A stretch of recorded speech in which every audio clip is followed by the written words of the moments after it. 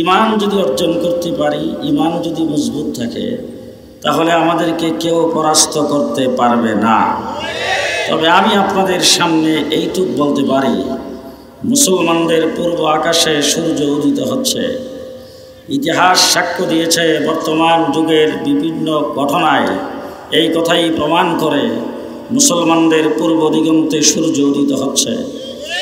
20 বৎসর পর্যন্ত আফগানিস্তানে আমেরিকা নির্যাতনের পর নির্যাতনের স্টিম রোলার চালিয়েছে। 20 বৎসর পরে লাঠি ডান্ডার বাড়ি খেয়ে আমেরিকা আফগানিস্তান থেকে বিদায় হইতে বাধ্য হয়েছে।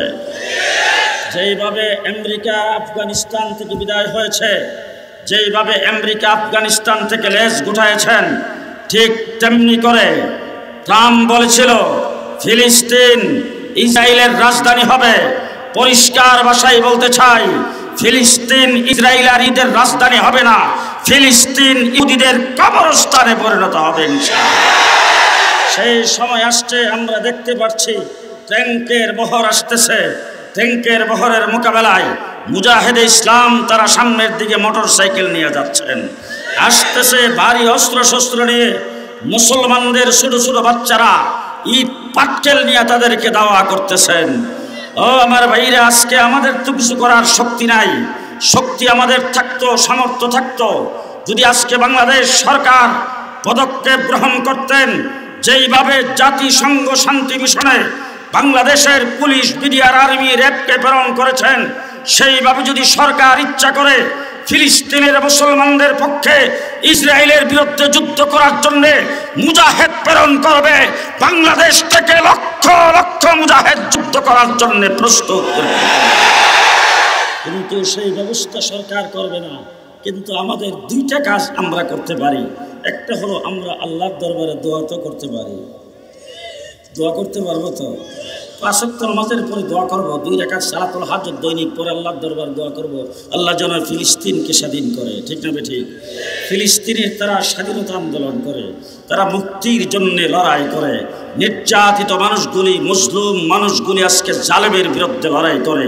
আজকে যদি আমার বাংলাদেশে কেউ দাঁড়ায়, আমার সামনে যদি কেউ বলে 71-এর মুক্তিযুদ্ধ সন্ত্রাস, আমি তার জিহ্বা টেনে ছিঁড়ে ফেলবো। তার কারণ হলো 71-এ আমরা মুক্তিযুদ্ধ করেছি। নির্যাতিত জাতি নির্যাতন বুক করতে করতে যারা আমাদের উপর নির্যাতন করেছে, আমরা ছিলাম জালেম মুসলিম, আমরা সেই মুসলিম হয়ে জালেমের বিরুদ্ধে লড়াই করেছিলাম। 71-এর মুক্তিযুদ্ধ স্বাধীনতার আন্দোলন, আমরা পরাধীনতার থেকে স্বাধীনতা অর্জন করার জন্য অস্ত্র ধারণ করেছিলাম।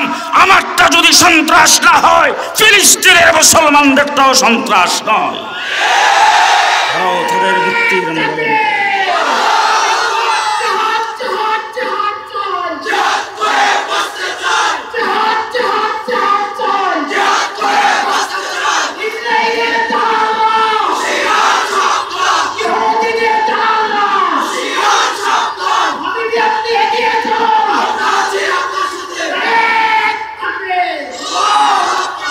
মুসলমান ইমানদার, ইমানদারের শক্তি পৃথিবীর সবচাইতে বড় শক্তি। এর চাইতে বড় শক্তি আর হতে পারে না। আল্লাহ পাক কোরআন শরীফের ভিতরে বলেছেন, ওয়ালা তাহিনু ওয়ালা তাহজানু ওয়া আনতুমুল আ'লাউনা ইন কুনতুম মুমিনিন। তোমার কোনো চিন্তা নাই, তোমার কোনো টেনশন নাই, তুমি যদি ইমানদার হতে পারো। গোটা পৃথিবী একদিকে থাকবে, তুমি একদিকে থাকবে, তুমি জয়যুক্ত হবে। আজকে আমরা কওমি মাদ্রাসার উলামায়ে কেরাম, আজকে মাদ্রাসা কি নাম? জামিয়া উম্মুল কুরা, এই মাদ্রাসার বাৎসরিক মাহফিল। এইখানে আমার তো মনে হয় যে মানুষগুলি আমার সামনে বসে আছেন, এর চাইতে বেশি লোক দাঁড়ানো আছে। কি বলেন? আপনাদেরকে এই মাহফিলটাকে সাফল্যমণ্ডিত করার জন্যে, মাহফিলে যাতে লোকজন বেশি হয়, এই জন্যে মৌলানা উবাইদুল্লাহ সাহেব জনপ্রতি 500 টাকা করে দিছে। 1000 কত? 1200 কত? বলেন বলেন বলেন। জি, একটি টাকাও দেয় নেই। শুধু এইখানে না, ব্রাহ্মণবাড়িয়া জামিয়া ইউনুসিয়ার মাহফিলে লক্ষাধিক মানুষ হয়, একটি টাকা খরচ করে কাউকে আনতে হয় না। সারা বাংলাদেশের বিভিন্ন জায়গায় মাহফিল করি। গতকাল আমি শেরপুরের নালিতাবাড়িতে, একদম বর্ডারের কিনারে রাত্রে 1:30টার সময় বয়ান করেছি। আমার সামনে মনে হয়েছে অন্তত 60 থেকে 70 হাজার মানুষ হবে। আজকে সকাল 10টায় কওমি মাদ্রাসা সম্মেলন টাঙ্গাইলে বয়ান করেছি, লক্ষাধিক মানুষের সামনে স্বতঃস্ফূর্ত নিজের পকেটের টাকা পয়সা খরচ করে আমাদের মাহফিলগুলোতে মানুষ আসে। 60 থেকে 70 লক্ষ মানুষ হয় টঙ্গীর বিশ্ব ইজতেমায়। 1 টাকা খরচ করে কাউকে নিতে হয় না। 2 নম্বর কথা হলো, চতুর্দিকে মানুষ এখানে দাঁড়ানো আছেন, বসা আছেন, হাইওয়ে রুট আপনাদের পাশে, এই রুটে দিয়ে আপনারা আগমন করেছেন। আসতে এবং যাইতে একটা রিকশার চাক্কাও কেউ পাংচার করে না। ঠিক না ঠিক? শান্তির রাজ দেশে আমরাই কায়েম করেছি। দাঁড়ানো বসা অবস্থায় প্রতিটা মানুষ আমার মতো একজন নালায়েকের দিকে তাকায় আছেন।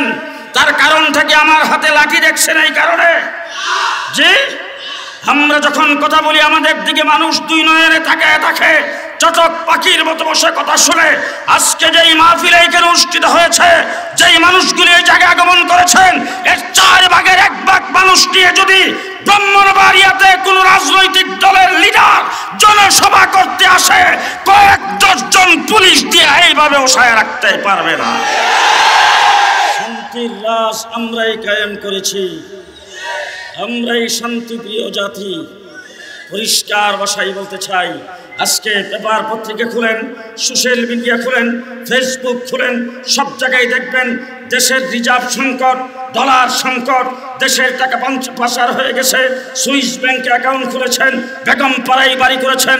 পরিষ্কার ভাষায় বলতে চাই, বাংলাদেশের 56,000 বর্গ মাইলের ভিতরে কোন একটা মসজিদের ইমাম একজন আলেম সম্পর্কে কেউ দেখাইতে পারবে না বেগম পাড়ায় বাড়ি করেছেন।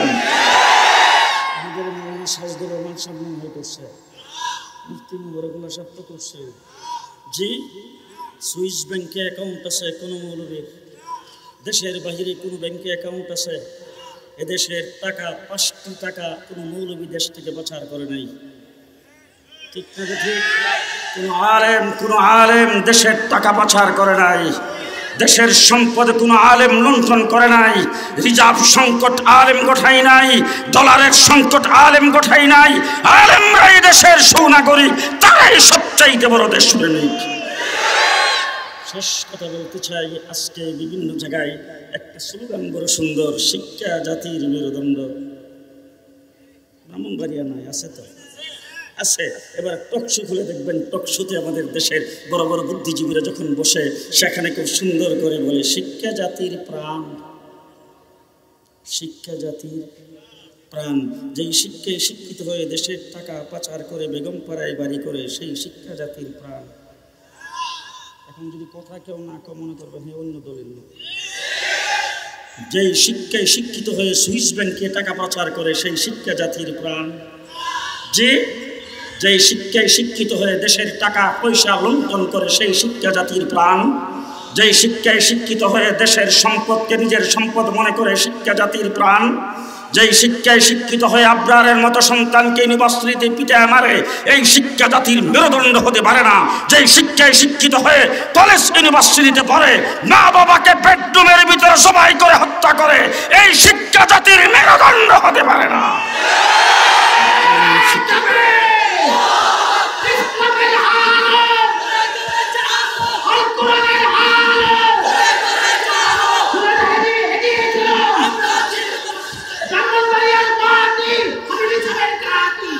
মুসলমানেরা, কথা সংক্ষেপ করতে চাই।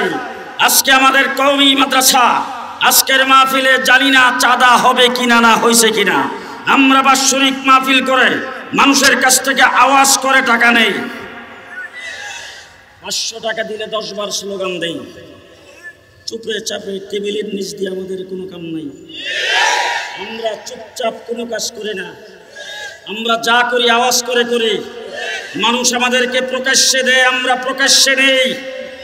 পরিষ্কার, বাংলাদেশের কেজি, কিন্ডারগার্টেন, প্রাইমারি স্কুল থেকে শুরু করে অক্সফোর্ড বিশ্ববিদ্যালয় পর্যন্ত কেউ একটা নজির দেখাইতে পারবে না কোনো জায়গায় কোনো জনসমাবেশ করে, কোনো জায়গায় মানুষকে দেখে, কোনো মাহফিল করে, কোনো সমাবেশ করে 5টি টাকার কোনোদিন কেউ হিসাব দিয়েছেন? আমরা জনতার কাছ থেকে আওয়াজ করে যেমন নেই, মাহফিল করে জনসভা করে মানুষকে হিসাব দেয়। ঠিক না ঠিক? আমরা মানুষের কাছে চাঁদা কালেকশন করে সেই টাকা দিয়ে হাফিজ হুজুর তৈরি করি, সেই টাকা দিয়ে মুফতি ফজলুল হক আমিনী তৈরি করি, সেই টাকা দিয়ে আল্লামা আহমদ শফি তৈরি করি, সেই টাকা দিয়ে জুনায়েদ বাবনগরী তৈরি করি, সেই টাকা দিয়ে ব্রাহ্মণবাড়িয়ার বড় হুজুর তৈরি করি, আর সেই টাকা দিয়ে আমরা হযরত মাওলানা মুফতি নুরুল্লাহ সাহেব তৈরি করি, সেই টাকা দিয়ে মুফতি মুবারকুল্লাহর সাজেদুর রহমান তৈরি করি। ঠিক না ঠিক? শিক্ষা জাতির মেরুদণ্ড। শেষ কথা আমার আপনাদের সামনে বলে যাচ্ছি, জানি না কতদিন বলতে পারবো। 21 মাস জেলের ভিতরে ছিলাম, 4টা ঈদ জেলের ভিতরে কাটাইছি, তবু কথা আপনাদের সামনে আমার বলতেই হবে। আজকে আমার বাংলাদেশের শিক্ষামন্ত্রী বক্তৃতায় বলেছেন, সাধারণ শিক্ষার সাথে বর্তমান সরকারি শিক্ষার কারিকুলামের সাথে কওমি মাদ্রাসাকে অনতি বিলম্বে একীভূত করা হবে। সাধারণ শিক্ষা সিলেবাসের সাথে কওমি মাদ্রাসার শিক্ষাকে একীভূত করা হবে। পরিষ্কার ভাষায় বলতে চাই, কওমি মাদ্রাসার শিক্ষা সিলেবাস ফখরে বাঙ্গাল তৈরি করে নাই। কওমি মাদ্রাসার শিক্ষা সিলেবাস এটা কুসু পাতার পানি নয়, এটা কোনো আলেম কোনো বুট তৈরি করে নাই। কওমি মাদ্রাসার শিক্ষা সিলেবাস স্বয়ং আল্লাহ প্রদত্ত, এটাতে হাত দেওয়ার অধিকার কোনো আলেমের নাই, কোনো সরকারের নাই। কওমি মাদ্রাসা শিক্ষা সিলেবাস দিয়েছেন কে? আরো আসতে কে দিয়েছেন? স্বয়ং আল্লাহ দিয়েছেন। আল্লাহ পাক মুমিনদের সম্পর্কে বলেছেন, ও মুমিন ভালো করে শুনে রাখো, লাকাদ মান্নাল্লাহু আলাল মুমিনিন ইজ বাআসা ফীহিম রাসূলাম মিন আনফুসিহিম। ও দুনিয়ার মুমিনেরা ভালো করে শোনো, আমি মুমিনদের উপরে সবচাইতে বড় ইহসান করেছি। আল্লাহকে জিজ্ঞেস করেন আল্লাহ কি ইহসান করেছেন? ইজ বাআসা ফীহিম রাসূলাম মিন আনফুসিহিম, মুহাম্মাদুর রাসূলুল্লাহ সাল্লাল্লাহু আলাইহি সাল্লামকে তোমাদের মধ্য থেকে নির্বাচিত করে তোমাদের জন্য নবী হিসাবে প্রেরণ করে আমি তোমাদের উপর সবচাইতে বড় ইহসান করেছি। আমার নবী মুহাম্মদুর রাসূলুল্লাহ পৃথিবীতে আগমন করেছেন। আপনি রাসূলকে জিজ্ঞেস করেন, ও আল্লাহর হাবিব আপনি কি নিয়ে আসছেন? হুজুর পৃথিবীতে আগমন করেই বলছেন, ইন্নামা বুইস্তু মুআল্লিমা, আল্লাহ পাক আমাকে বিশ্ব জগতের মুআল্লিম বানায় প্রেরণ করেছেন। রাসূল যখন হেরা গুহায় জিবরাইল আমিন হুজুরের কাছে আগমন করে, সেখানে এসে জিবরাইল আমিনকে বলেছেন, ইকরা, পড়ুন। রাসূল বলছেন, মা আনা বিকারিগিন, আমি তো পড়া জানি না। জিবরাইল রাসূলকে চাপ দিয়ে ধরছেন, দইরা ছেড়ে দিয়ে বলছেন, ইকরা, পড়ুন। তার কারণ হলো আপনি বিশ্ব জগতের মুআল্লিম, পড়াই আপনার কাজ, এখান থেকে আপনার পড়া শুরু। রাসূল ওই জায়গা থেকে পড়া শুরু করেছেন। আজকে যদি কেউ আমাকে জিজ্ঞেস করে কওমি মাদ্রাসার গোড়াপত্তন কোথায় থেকে, ইসলামী শিক্ষা ধর্মীয় শিক্ষা কোথায় থেকে শুরু হয়েছে, আমি বলবো সর্বপ্রথম মাদ্রাসা হেরা গুহার থেকে শুরু হয়েছে। হেরা গুহা হলো সর্বপ্রথম মাদ্রাসা। সেখানে রাসূলকে বলছেন, ইকরা, পড়ুন। আপনি জগতের শিক্ষক, আপনাকে পড়তেই হবে। রাসূল আগমন করেছেন, এখন রাসূল জগতের বিখ্যাত শিক্ষক। গোটা মানব মণ্ডলীর জন্য, গোটা সৃষ্টি জগতের জন্য আল্লাহ পাক রাসূলকে শিক্ষক হিসেবে দুনিয়াতে প্রেরণ করেছেন। এখন যদি কেউ প্রশ্ন করে শিক্ষক তিনি কোথায় শিখেছেন, কোথায় পড়েছেন, অক্সফোর্ড বিশ্ববিদ্যালয়ে, কোন বিশ্ববিদ্যালয়ে তিনি গিয়েছেন, রাসূল সেটার জবাব দিয়েছেন। হুজুর বলছেন, আল্লাহ মানি রব্বি, স্বয়ং আল্লাহ আমাকে শিক্ষা দিয়েছেন। কে শিক্ষা দিয়েছেন? কে শিক্ষা দিয়েছেন? আল্লাহ শিক্ষা দিয়েছেন। এখন এক একজন এক এক সাবজেক্টে শিক্ষিত হয়। যে ইঞ্জিনিয়ার সে ইঞ্জিনিয়ারিং সাবজেক্টে শিক্ষা করে, যে ডাক্তার সে ডাক্তারি সাবজেক্টে শিক্ষা করে, যে প্রফেসর সে প্রফেসরি সাবজেক্টে শিক্ষা করে। এক একজন এক এক সাবজেক্টে শিক্ষক হয়। মুহাম্মদুর রাসূলুল্লাহ কোন সাবজেক্টের শিক্ষক? রাসূলকে জিজ্ঞেস করেন, আপনি শিক্ষক হয়ে আগমন করেছেন, কতটুকু শিক্ষা আপনি পেয়েছেন? আমার রাসূল বলেছেন, উতীতু উলুমুল আউয়ালিন ওয়াল আখিরিন, আউয়াল এবং আখিরের সমস্ত ইলম আল্লাহ পাক আমাকে দান করেছেন। মুহাম্মদুর রাসূলুল্লাহ সাল্লাল্লাহু আলাইহি ওয়াসাল্লামের ইলম কি? আদম আলাইহিস সালাম থেকে শুরু করে ঈসা আলাইহিস সালাম পর্যন্ত যত নবী পৃথিবীতে আগমন করেছেন, সমস্ত নবীকে আল্লাহ পাক যত ইলম দান করেছিলেন, যত হেলম দান করেছিলেন, যত হিকমত দান করেছিলেন, সমস্ত নবীর কাছে আল্লাহ পাক যত ওহী পাঠিয়েছেন, যত কিতাব নাযিল করেছেন, সবগুলোকে একত্রিত করে আমার নবী মুহাম্মদুর রাসূলুল্লাহ সাল্লাল্লাহু আলাইহি সাল্লামকে আল্লাহ পাক দিয়েছেন। এবার আল্লাহ রাব্বুল আলামিন বলেন, ও হাবিব আপনি তো হলেন জগৎ বিখ্যাত শিক্ষক, বিশ্ব জগতের জন্য জন্য আপনি হলেন শিক্ষক, শিক্ষকের জন্য তো সার্টিফিকেট দরকার, আর এই সাবজেক্টের দরকার, সিলেবাসের দরকার। আবার আল্লাহ পাক কোরআন শরীফের ভিতরে কত সুন্দর করে ঘোষণা করেছেন, লাকাদ মান্নাল্লাহু আলাল মুমিনিন ইয বা'আসা ফীহিম রাসূলাম মিন আনফুসিহিম। 1 নম্বর সিলেবাস ইয়াতলু আলাইহিম আয়াতি, 2 নম্বর ওয়া ইউযাক্কিহিম, 3 নম্বর ওয়া ইউআল্লিমুহুমুল কিতাব, 4 নম্বর হল ওয়াল হিকমা। এই 4টা সিলেবাস দিয়া আল্লাহ পাক আল্লাহর হাবিবকে দুনিয়াতে প্রেরণ করেছেন। এই 4 সিলেবাসের সর্বপ্রথম মাদ্রাসা দারে আরকাম আল্লাহর নবী মক্কায় কায়েম করেছেন।